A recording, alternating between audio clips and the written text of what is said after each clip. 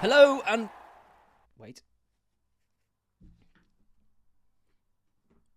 Hello and welcome back to another podcast and video from Fantasy Football Scout on Euro 2024. My name is Ed. You can follow me on X at _FantasyEd. Now, as we approach match day 6, it is the deadline tonight at 8 o'clock. So this video has a short window, but still, there's lots to go over. I'm going to be doing my final team selection. Well, not final, subject to the teams coming out at 7, but I'm going to do my final kind of team selection, barring any surprises in the lineups.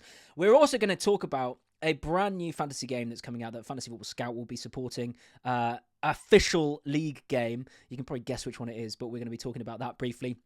It's the EFL, but we'll come to that in a second. And also, we're going to be looking at some differentials as we head into match day 6. You might be in the same position as me.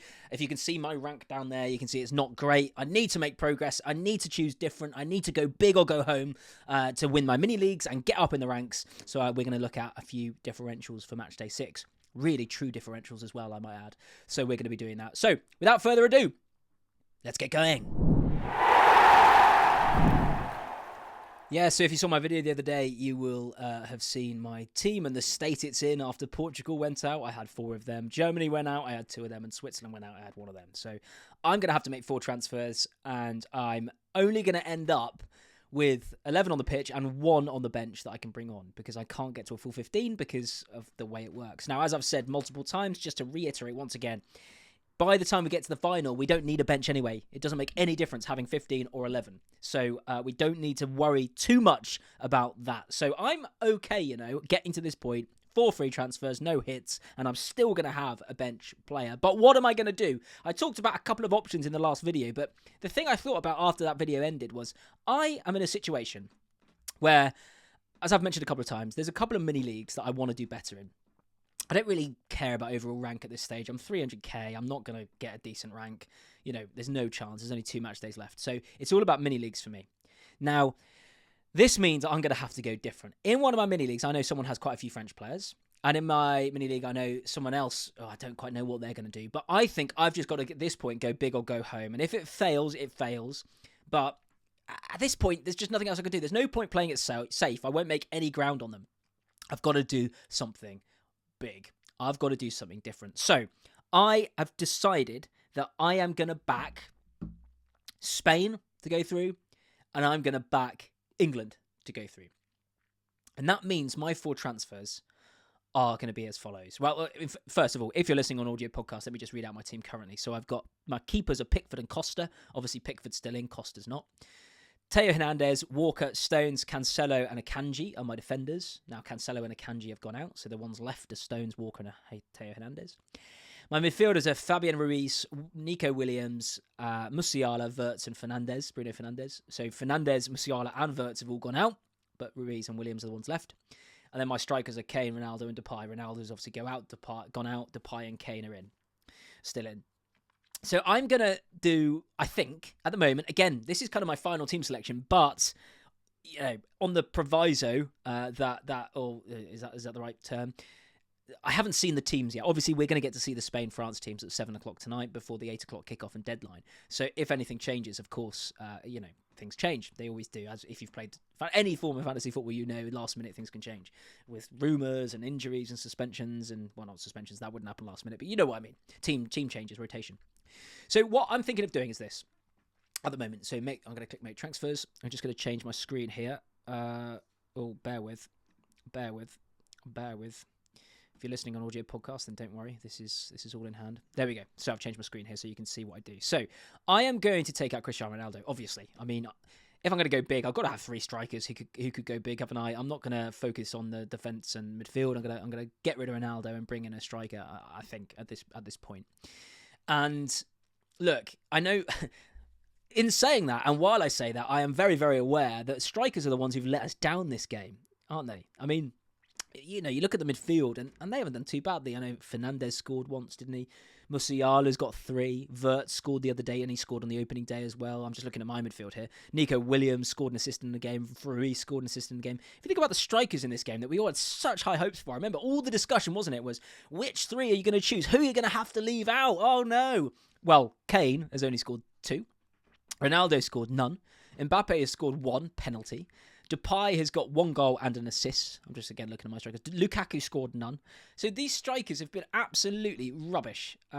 It's been a massive disappointment of the game for me, has been these strikers. And that's kind of where I've gone wrong, actually, is I think, I don't know, believing in the strikers too much and kind of putting my captaincy on them and backing them and thinking they're going to get me points. Whereas actually, the people who've done well, their points have come from elsewhere. Defenders, midfielders, not strikers. Or they've picked the budget strikers like Schranz or whatever his name is, Schranz, whatever his name was at Slovakia, who got 3, and they went for some edgy picks that have done really well.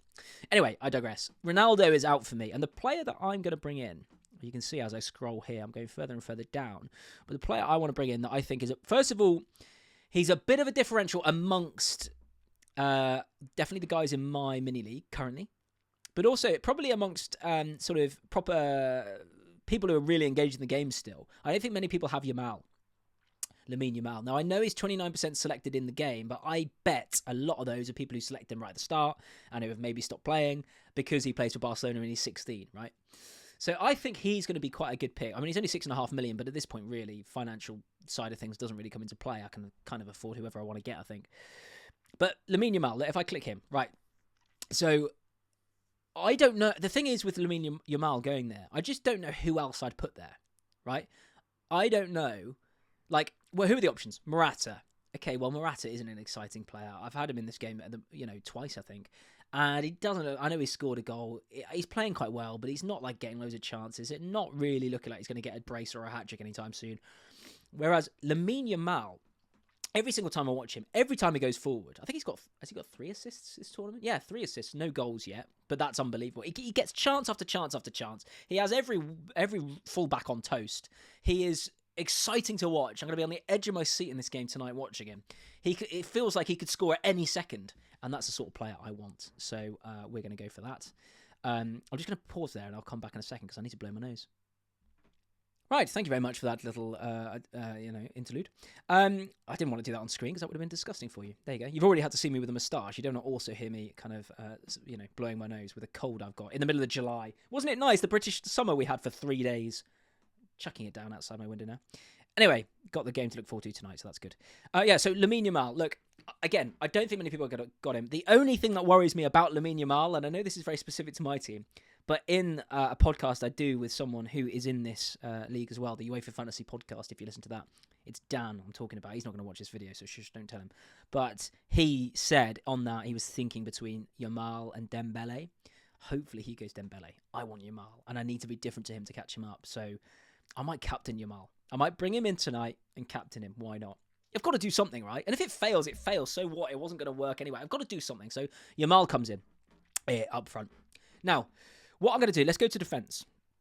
I'll take out Cancelo, obviously, because he's the most expensive defender I can to get the most cash. Not that I really need it. What am I going to do? Let's actually have a look. I am going to...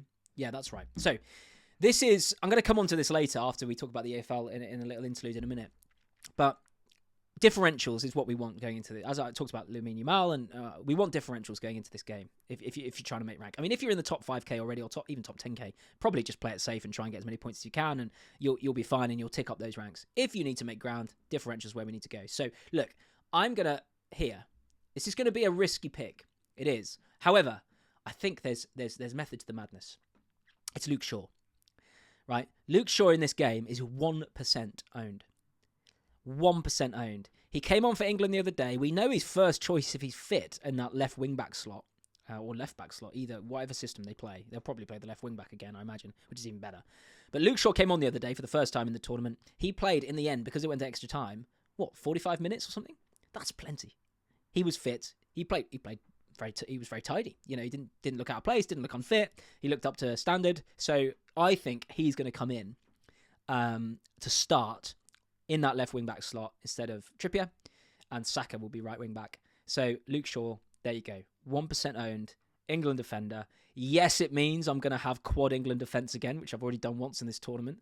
I did it when we played Slovakia, and then they scored after 10 minutes or 20 minutes or something. So that didn't go very well. But let's give it another go. So I'm going to have Pickford in goal, Luke Shaw, John Stones, and Kyle Walker for that game against the Netherlands. Now, reminder, is this optimal? Do I definitely think England are going to get a clean sheet? No, but I've got to go for it, right? I've just got to go for it. I think that I've made that clear, haven't I? So there's 2 of my transfers made. Ronaldo out, Yamal in. Cancelo out, Shaw in. Now, Shaw is 1% owned in the whole game. Yamal is, as I said, 24%, 29%, whatever he is. But as I said, I think quite a few people who have him are probably, people who aren't playing anymore. I imagine. Maybe I'm wrong, but there you go. Still, it's the mini league that counts, and I don't think either of them have them yet. Now, let's move into midfield. So, by the way, on keepers, because I've only got 4 free transfers, I'm just not prioritizing a keeper. So, I am not going to make my one bench player a keeper. You could do that, and it wouldn't be ridiculous, because you could get, let's say you got, it's either Unai Simon or Magnan for France, because they play on the other day to Pickford. And you obviously double your chances of getting, a clean sheet from your keeper, but I've got to be going for higher ceilings than that. I've just got to be if I'm going to make ground. So I'm not going to transfer a keeper. So my only keeper in this game is going to be Pickford. So he'll be starting in my team, and he will obviously just sit there until the second day, and then hopefully gets a clean sheet along with the 3 England defenders I've got. Now let's move into midfield. So Bruno Fernandes is going to come out because he's the most expensive midfielder to get the most cash. Again, doesn't really make a difference, but I'm going to do that anyway. And the player who's going to come in is, in fact, this is quite an interesting one. I quite like this one. So again, it's a bit of a differential, I think, amongst. He won't be as much of a differential though, so maybe I need to change this. But Spain, right? They've got a few suspensions and injuries and things like that. I think Pedri went off injured. I don't think he's going to play. And Carvajal suspended. There's a couple of other things that go and check out, right? Their team. They got so many yellow cards the other day that quite a few of them are suspended. Ferran Torres isn't. Nico Williams isn't. And Dani Olmo isn't. Now, Dani Olmo played in matchday 3 when Spain rotated, right? And I think he scored. He may have even got a goal and an assist. And then he came on the other day for Pedri went off injured. And I think, again, he got a goal and an assist. And I think he'll start this game. Now, in the game, he's 24% owned. 7.5 million, 24% owned. That number will go up as well, because the engaged players who've got these free transfers know that Olmo's probably going to start. So at the moment, I'm leaning towards him because I think he's a really good option.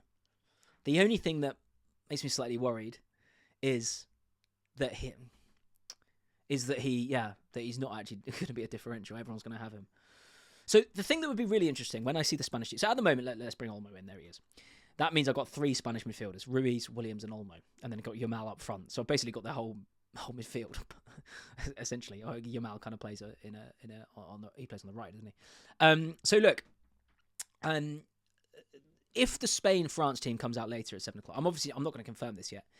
If the Spain-France team comes out later and I see that Oyarzabal starts, he's 2% owned. I will definitely get him. 100%. That would be a great pick. Or Ferran Torres, if he started. Well, I don't think he will. But there's a few options. If I saw, for example, as well, Morata was dropped and Joselu started, I'd get him in. A, because he's ex-Newcastle, and B, because it's madness. He's 1% owned as well. And how good would that be to captain Joselu in one game? I'd love it. I'd absolutely love it. I'm wearing my Newcastle shirt tonight. I've just decided. There's a few Newcastle players, actually. You could pick Mikel Merino. He scored the other day. Ex-Newcastle. We only had him for a year. I know this isn't a Newcastle podcast, but there you go. Jose Perez in the Spanish national team. He's ex-Newcastle, as we all know. So there's actually quite a few players we could pick from, right? Ex-Newcastle. Joselu, Merino, and Perez. Although Perez hasn't played a minute yet, I don't think. If he started, I'd get him as well. I think I'm making clear. Seeing the teams is important. But at the moment, I am leaning towards Dani Olmo. Because I've just made this very firm decision. I'm going with Spain to beat France. I think France have looked lackluster. I think, although they look kind of solid at the back, they haven't conceded many goals. I think this high tempo that Spain play, this kind of much more exciting football, one of 2 things is going to happen. I think I said this in the other video the other day. It's either going to be Spain overawe France and their high technical, high tempo play, they blow France away, or it's going to be like a rock meeting hard place and France are going to sort of just grind it out and it's going to be another 0-0, 1-0 boring game. But anyway, I'm going with Spain.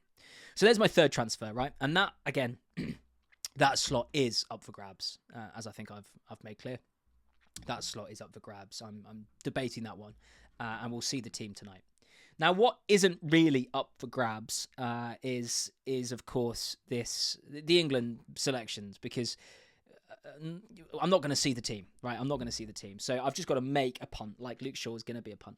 I've got one more transfer to make. And so if you look at the screen now, if you're watching on YouTube, you'll see my options here are, and for listening on podcast, by the way, my options are either I've got one more transfer to make, and this is going to be the extra transfer. So I've got 11 players now. If I make those 3, I've got 11 players, so I can play a full team. I wouldn't be able to sub anyone out.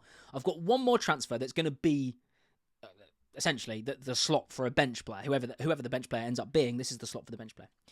So either I take out Diogo Costa and I get a keeper. I've explained why I'm not going to do that. So that's not an option for me. I'm just not going to do that. That's not as much upside as I need more upside than that.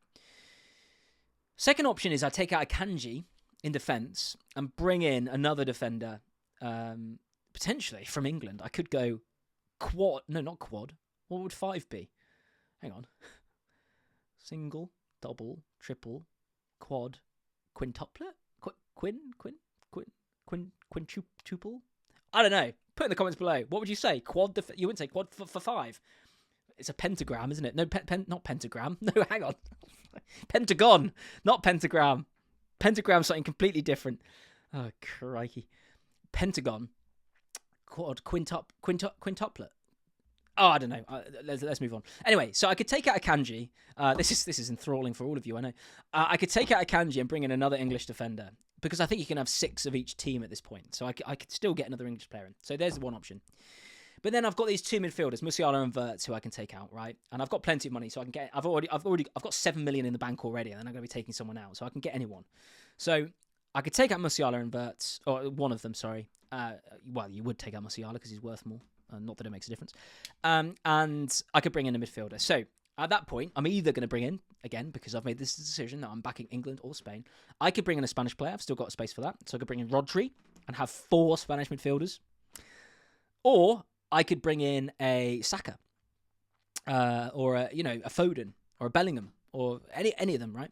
Now, the issue with the English midfielders, and it's been the same issue all throughout the game, really, is, I know this has kind of been proven wrong at different times, but the issue is, for example, take Saka. He's playing wing-back, although in the last game he looked the best player, and he scored, didn't he? So maybe it's Saka, but the problem is he's quite highly owned.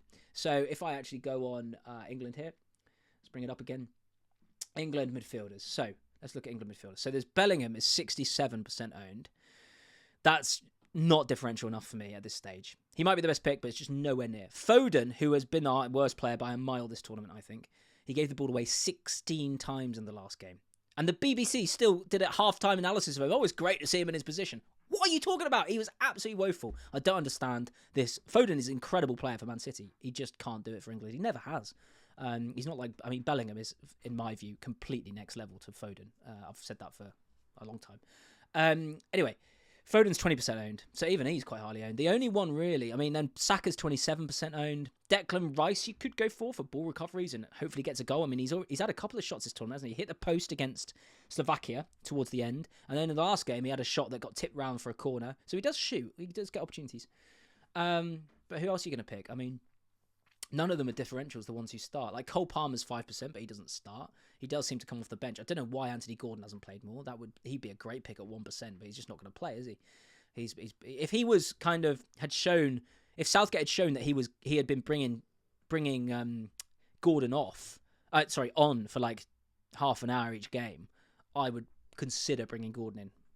Out even at 1% owned, because that does work sometimes. In the last round I had Florian Wirtz. I saw the teams, I knew he was on the bench, but I kept him in my team, kind of because I didn't have enough transfers, I didn't have a wild card, but I kept him, started him, and because I knew he'd come on. He came on and he scored. So there you go. Not bad. Look, the one I'm leaning towards, to be honest, is Saka. I think that would give me both wing backs, Luke Shaw and Saka, and it would mean I've got 6 England. And I'd be backing England to go through more than Spain, because I'd have 4 Spain. Now, just picture this, right? If I had 6 England and they went through, doesn't matter what happens to my other teams, I'm going to get 5 free transfers, so I'm going to be able to get to 11 for the final, which is all you need. Reminder, the bench makes no difference. Having 15 players in the final is nothing. It doesn't matter, because you've still got to pick 11 to play, right? So if I pick 6 England, and I think they're going to get through to the final. And I do think they will. I think they will beat the Netherlands. I don't think the Netherlands are great, but England haven't been great either, so we'll find out. But if I pick 6 England, I then get 5 free transfers, I'll get to 11. If I pick 6 England and I have 4 Spain, and then England go out, but Spain go through, I'll be able to get to 9 players, because it'll be 4 plus the 5 free transfers, right?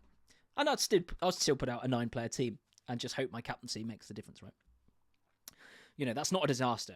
This happens in UCL Fantasy once you get to the final sometimes. It's the same game format, it's UEFA, same sort of rules with captaincy and transfers and everything. And quite often people get to the final and they've got 10 players or something like that, right? The disaster happens. The disaster happens if, I've only got 1 Dutch player and I've only got 1 French player. So if Spain and England went out and I've got it completely wrong, which wouldn't surprise me at all given the way my predictions have gone this tournament, then obviously, let's say I'd have 2 players. I'd have Depay and I'd have Hernandez, and then I'd get 5 free transfers. So I'd be able to get to 7. So the worst case for me is actually I get to 7 players for the final without taking a hit. And then you got to hope your captaincy pick comes off. You pick someone completely random. So either way, I'm going to have a team for the final. It just might be quite depleted, but we'll see. So that's what I'm thinking. So I think that means, essentially, really, it means I can go England or Spain for this last slot. I'm still going to be able to get out a pretty decent team.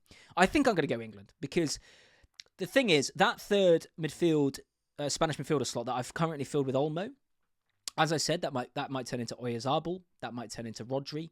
It might turn into Iosa Perez. So if some random name comes in the team sheet, I'm going to pick the random name to get the differential, right? So that's my kind of slot up for grabs. A lot of people are going to go Rodri, and I think that's a good pick, by the way. If you're doing well in the the ranks, I think N'Golo Kante would be a good pick this week. If you're not like me and have gone for Spain, I think Rodri are going to be a good pick. Their ball recovery is going to be great. We know what Rodri can do in front of goal. He's already scored this tournament. He had like 18, 19 goal contributions for Man City this year. So Rodri is a really good pick at 6.6 million. He's got 21 points this tournament. He's good. He ticks along really nicely. He's kind of got a high floor and a low ceiling, as it were. He's going to get you 5-6 points even if they concede, but he's probably not going to get you more than 9-10. But he might get player of the match. He's the sort of player they give player of the match to. So anyway, I'm going to leave it with Olmo in that slot, and I'm going to take out Musiala, and I'm going to go. Look, I'm just going to have to go England, aren't I? So let's bring up England, and let's put in the most likely player that I'm going to pick in this position. The other thing to consider before I do it, I mean, I'm not even confirming now, I'm just thinking in my head. The other thing to consider is if I did put a Spanish player in this slot to have 5 Spain and 5 England, it means whatever happens, or not whatever happens, if one of them go through, then I'm going to have 10 players in the final, rather than 11 if England go through and 9 if Spain go through. So maybe I'll pick a Spanish player. I know that's slightly hedging my bets, but it's not really, because the only England player I can think to put here is Saka, and he's not a differential. Whereas Spain could come out with a lineup that has Oyarzabal, Olmo, some other random picks, and I could go with them. So maybe that's the more differential one to go for. Interesting. I'm going to do that. Yeah, right. I've just decided right in front of your eyes. I am going to do that. So this last slot, let's put for now Oyarzabal in, right? Now, I don't actually think Oyarzabal will start, but if he does, he's going to be there. If not, it'll probably be Rodri. And even though Rodri's not going to be a differential, Olmo might not be a differential, Nico Williams might not be a differential, and Fabian Ruiz won't be a differential. Having all 4 will be. Having all 4 will definitely be a differential, because there's, remember, other players are going to have Dutch players. A lot of players coming out of Matchday 5 have 3 or 4 Dutch. A lot of players have 3 or 4 France. I'm going to be different to them. So by the combination of these players, it's going to be interesting. I'm going to have a differential. So that's what I'm thinking. At the moment, yes, just decided right now. That I'd foam in my head, 5 Spain, 5 England, 1 France, 1 Dutch. That's what I'm going to do. Again, it's all subject to seeing the teams, but that's what I'm going to do. Let's take a quick break. And then I'm going to come back and talk about an amazing new fantasy game launching very, very soon. Huge news. We've been waiting for it, a lot of people, for years for this game to come out. Fantasy Football Scout are going to be supporting it. It's a proper league game. Again, I've already said it, and you could guess it. It's the EFL. But to find out more about that, come back after the break. Right, yes. No, very excited about EFL Fantasy. Fantasy EFL, sorry, is what it's called. Fantasy EFL. So really excited about that. Look, as promised, here's the list of super differentials that if you're really going for it, some of these are risks, but if you're really going for it, You know, you can consider these, and as you can see, I've considered some of them on my team, so I've written them down here. So, Luke Shaw talked about 1%. I think he's going to play, don't you? I mean, unless Trippier starts and Shaw comes off the bench again, but look, it's a risk. I think Shaw will definitely play a part, so 1% owned. Oyarzabal, one to watch out for. We'll see the Spain lineups, 2% owned. He could start. Probably not going to, but we're going to see those teams. There you go. Mikel Merino could start. He's on 0%. He scored in this tournament. A fantastic header, so look out for him. Declan Rice, 10%. Now, look, Declan Rice, I mentioned earlier, 10% is quite high for a super differential. But in terms of, he's hit the post. He's had another shot that got turned around the post the other day that nearly went in. He gets ball recoveries. He's got the chance of getting a clean sheet. He's got the chance of, we've seen this season for Arsenal. He's got a decent shot on him, and he can score goals and get assists. So, look, maybe not super differential, but he's there as an option. Kante, 11% owned. Oh, is that 17% owned? I can't actually read my own writing. But again, he's a sort of player who, ball recoveries, I've already mentioned him, haven't I? Along with Rodri. Ball recoveries, could get a goal. Rodri's probably more likely to get a goal, but Kante just runs that team, doesn't he? He's an incredible player. So he'll be a bit of a differential, I think. Marcus Thuram has played a part in every single game but one. He started the first two for France. He's only 1% owned. And he plays in the forward line. So he's an interesting one. He hasn't actually done anything this tournament, but could he suddenly, if he starts? Again, we're going to see these teams. So if Marcus Thuram's there, just remember, he's 1% owned. Joselu, another ex-Newcastle player, 1% owned. I've mentioned him already. Only get him if he starts. He will probably come off the bench at some point when he seems to have done in quite a few games. But I'm going to go Lamine Yamal instead of him. Jesus Navas for Spain is going to start, we think, because Carvajal's injured at right back. Now, he's 38, 39 years old or something. Yes, it's the same guy who used to play for Man City. Yes, it's the same guy who was in the 2012 competition-winning team for Spain, Euro 2012. So, yeah, he's old, and he might be up against Mbappe. However, Mbappe hasn't been great, and Jesus Navas is 1% owned. So, and he's probably going to start. It would be a surprise, I think, if he didn't start, unless I've missed something. So, Jesus Navas, starting for Spain, 1% owned. Maybe? And then lastly, I've mentioned again, Ferran Torres, 2%. If he starts, we've seen what he can do. So potentially he could be an option. Again, most of them are Spanish players and French players. I've only actually mentioned 2 English players. I've mentioned no Netherlands players. But we're going to see, again, the French-Spain lineups at 7 o'clock. So anyway, I'm going to leave it there. I've spoken to you enough. I need to get this video out because the deadline is 1:37 where I am right now. I need to get it out. So let's do that. And look, good luck. I'll be back with another video after this, after the semi-finals, as we head towards the final. We'll see what state my team is in, whether this has been a good move or most likely a bad move. See you in the next video. Please do like and subscribe to the stream. If you're listening on podcast, please do leave a 5-star review. See you next time. Goodbye.